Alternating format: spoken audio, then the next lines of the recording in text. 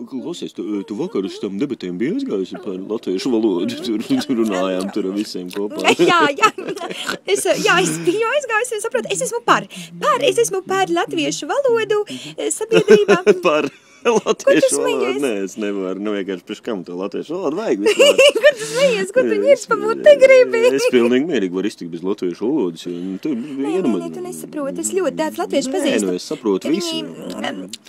Viņi runā latviski, piemēram, George un Igors, un, piemēram, viņi tik jauki cilvēki, un es esmu par, lai viņi runā, un tu paklausies, ko es tev saku, ka es uz galda tagad citu. Klausies, tu mani te pie šī galda, tu dzirdi, es tev kokli sasitīšu.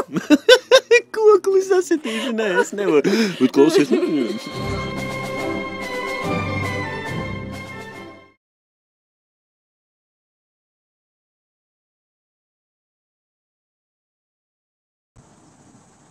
Labvakar, dārgie Zolītes draugi!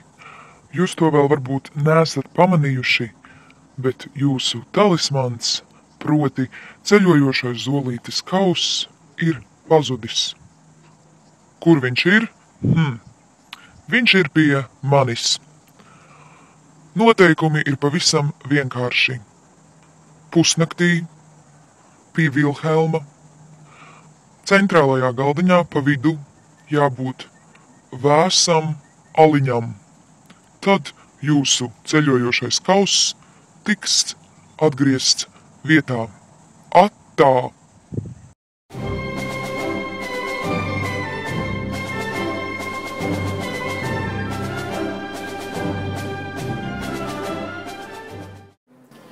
Šodien nometnē gandrīz notika kārtējā zādzība.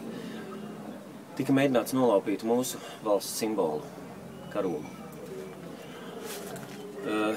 Tas neizdevās, un paldies Dievam, ka neizdevās, jo slēptās kameras atkal visu nofiksējušas, un paldies tam cilvēkam, kurš tiešām laikā norēģēja un atnāca. Viens zaglis paspēja aizmukt, otrs nepaspēja, bet toties otrs palīdzēja dabūt karogu atpakaļ mastā. Skatamies video.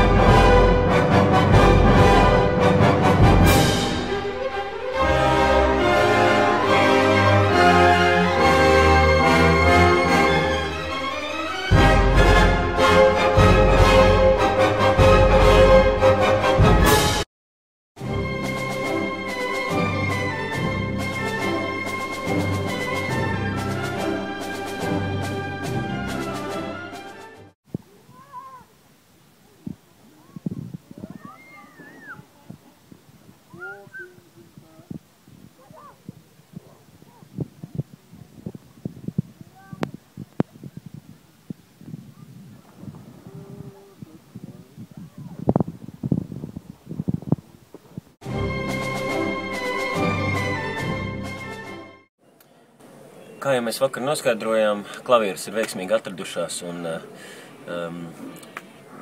paši zagļi arī viņas veiksmīgi atgādāja atpakaļ un nokaunējās un tiešām lika man pateikt, ka viņi ļoti atvainojās un viņiem ļoti žēl, ka tā sanāca, jo viņi negribēja nozagt, viņas tā nozagt, vienkārši tā sanāca.